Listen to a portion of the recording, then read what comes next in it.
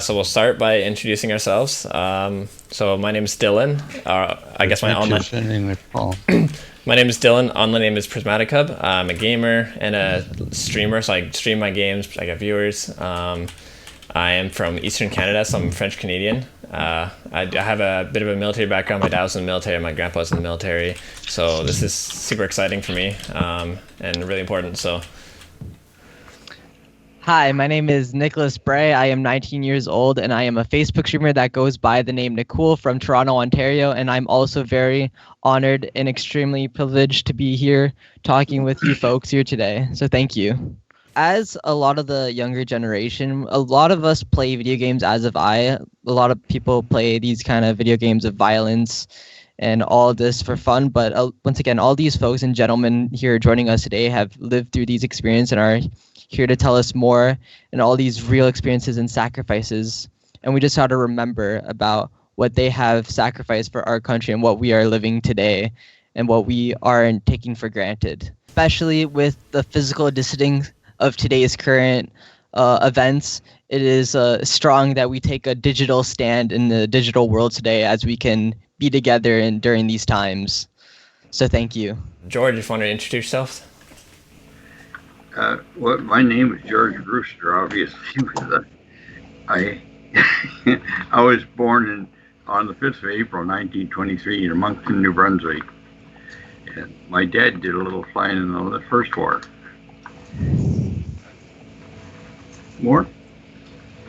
I worked. I left home at 17, worked in a bank, and I joined up in January the 28th. Joined the Air Force as well, and went through the usual training and ended up in England in spring of '44, and went through the advanced training and ended up on Spitfire's 416 Squadron and did my best for the rest of the war. So. Thank you so much. And then we can move on to Albert. How you doing? I guess I started my military training a little bit earlier than I should have done, but I finished up trained as a radio operator. I landed on D-Day for Juno Beach with the Canadians, 1st Canadian.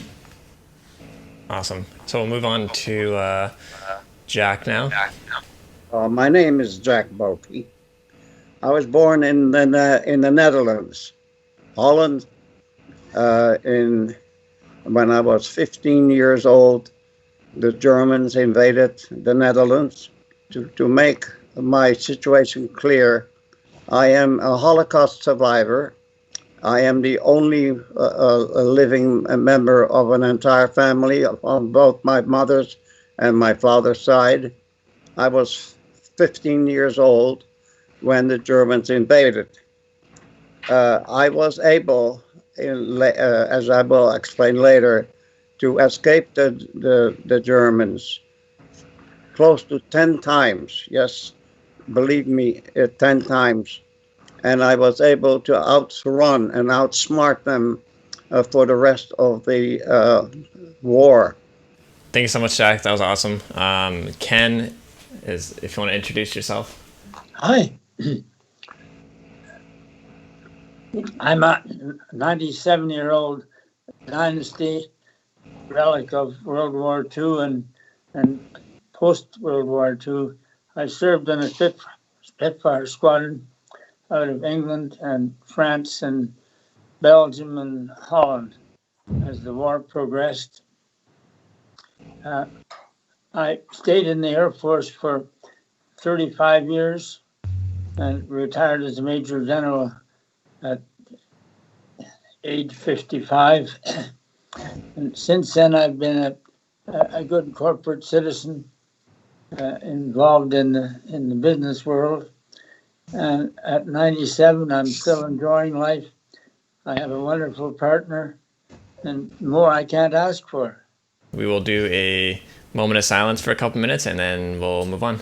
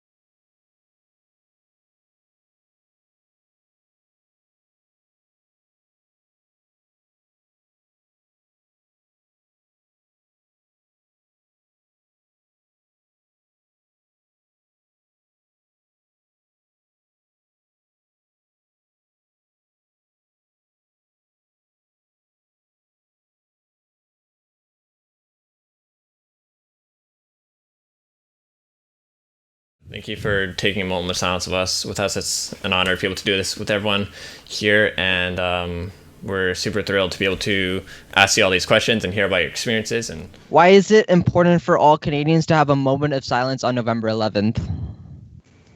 The moment of silence represents reverence and memories and honor and silence to remember. That's what it means. Yes, all of those and more. It represents our way of life and our thoughts about our citizens and what they've done in the past. We can dwell on those thoughts. How thankful we should be to be living in a country like this and to have the privileges and the honor of serving each other. Amen. Mm-hmm. Amen. My question for you, Albert, is you fought alongside the British in World War II, and if you can give us some more details about that. For young people who only know about war through games like this, what should they know about your real experience? I was posted to the Canadian 1st Division, and we were on the invasion of Europe, and was on the Battle of the Allied Gap, and there we had the Germans put in a counter-offensive, and it was pretty rough, and lots of bombs and little shells. And I was saying to the fella, we were watching these bombs coming down. I said, fellas, you better say your prayers because the next one's ours. And you could watch them dropping down, 1, 2, 3, and they landed right at the end of the slit trench we were in. And it was just completely covered. We were buried alive. We didn't know what was going on. We just covered in. We couldn't see a daylight. Couldn't see anything. Getting suffocated. And it was a terrible experience. But every now and again, I'll flash back and see these different things. But it was terrible, terrible. And this is the sort of thing that you have to go through, I guess. And so tough. But anyway, I'm glad I went. I wouldn't have missed it in a way, but I hope we never see anything again like it again. Thank you so much, Albert. You're welcome. And thank you for the honor of being here. So my question is for Ken Lett. From what I've heard, you witnessed D-Day firsthand as a pilot after sleeping only 3 hours under the wing of your Spitfire. We're honored that you could share. We're honored if you could share some memories with us of that historic day. That was a very exciting period for a 19-year-old boy. We flew at night in Spitfires, which wasn't a very easy job, and landed about 1 o'clock on D-Day. We were airborne again at 4, so we just stood under the wing of the airplane and got a couple of winks and back airborne. And I saw what I would call magnificent sight. As the sun came up, looking back from the beachhead area, the shipping in the English Channel was so thick, it looked like, from our altitude, it looked like you could walk across the channel on it. And unfortunately, we were patrolling the beachhead at 6,000 feet, so we had a good view.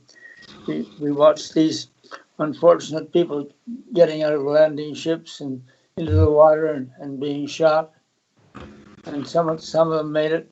It was a sort of a time that you sort of like to forget. It was a bad period for the Canadian Army, who were the people that were landing in front of us.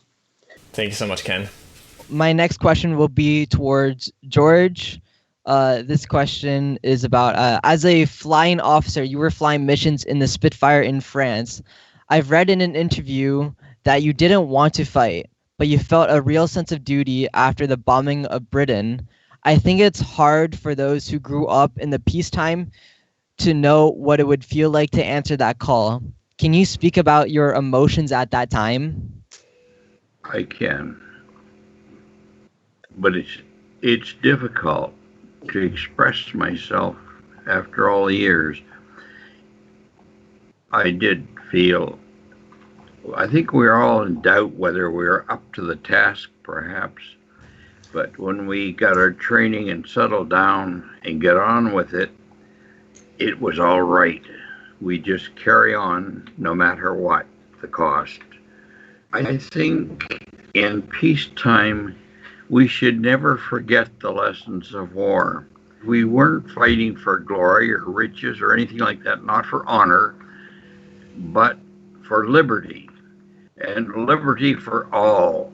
And I think we should never forget that. And we can't have it unless we all get on there and work together as with teamwork and caring for each other. And that I witnessed so much in the services when I felt respect and love for my brothers in arms. And to this day, I am so glad that you are not forgetting them for what they've done. We were comrades then, as they say in the Legion, and we are still comrades. And we remember the dead because they gave their lives for what they really believed in. People said it'll never happen anywhere else. Well, it can happen. And it gets insidious the way things work sometimes. But I hope and pray it'll go well. For me, it ended well. At 74, I remarried, and it was the best decision I ever made. And here I am at 97, getting closer to 98, and I'm enjoying every day, and I'm enjoying the moments of the day. And it is an honor to be with you, to be able to express some of the feelings that I've had. Thank you. Thank you so much, George. That was beautiful. What advice do you have for young Canadians about persevering through difficult times? The advice I have for the students or the players that are present today is the first thing to do is to look yourself in the mirror and then realize who you are, what you're thinking, and what would you do, or what would you imagine you would do in case of tragedy or accident, because these things can happen in life. They come out of nowhere, and you have to be, in a sense, prepared to cope with this. You have to be strong, you have to believe in yourself, and you have to be very optimistic. My advice to young people in the age of 15, which I was when the Germans invaded my country, is don't ever let anyone take away your identity or your personality or your freedom. If necessary, you have to fight for it. It may not sound correct, and it may sound maybe not very peaceful, but there are situations in life that you must stand straight with your feet planted on the ground and say, no, this is not the way it should be, and it is not the way I want it to be. And so be strong and be yourself. Thank you so much, guys. So I think it's really important that we remember this day, because a lot of people play these games that play out the experiences that you guys may have had, and a lot of young gamers don't know what those experiences are, and I think this is super important to get the word out there, and it's really an honor for you guys to be here, and we really appreciate it. Yes, guys, thank you so much from the bottom of my heart and from all the viewers. And a little final question is, could you guys tell us what Remembrance Day means to you? It was not a game. This was what happened with I can still smell, I can still feel all the things that happened to me during the Second World War. Remembrance Day to me brings back memories of my buddies in 402 Squadron in World War II particularly, and those that survived, and I was able to follow through life, and the many that did not survive. I often think of the missing comrades today. I think of the people, their faces, the things they did, or their insouciance, or their joy for life, even in the moments between flights. Things like that stay with you, and I remember them. I pray that their sacrifice was not in vain. I would say, let us always be on guard and remain on guard. Things can happen anywhere, anytime. The world is full of change. Let us truly be on guard and be thankful for what we do have, what they have given us, what their legacy was. To the younger generation, I would say this: you can do more than you ever dreamed of if you put your mind to it and keep good company. Thank you. What happened to me during the Second World War is when I was a member or an agent of the Counterintelligence Corps, having lost all my family, that life and that organization is almost like my family, like my father and mother, whom I didn't have anymore. Thank you. Yeah, I've lost a brother at 23 years of age in North Africa with the Montes desert rats.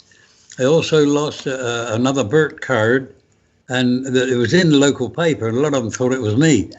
But the other birth card, he was mad on the Navy, and he begged and pleaded with his parents to sign the papers so he could go in as boys' service in the Navy. And he got in, but he was torpedoed at Scapa Flow, went down on the Royal Oak, or the Ark Royal, and along with a lot of other young kids, 15 years of age. And don't tell me this was done in vain. We must have learned something out of this lot. Thank you. Yeah, thank you. It's really an honor. Thank you very much. For anyone watching, if you would like to help, if you go to mypoppy.ca, you can donate and share your digital poppy and be a part of Remembrance Day. Thank you very much. It was an honor for me to be present at this presentation, and I thank all of you very much.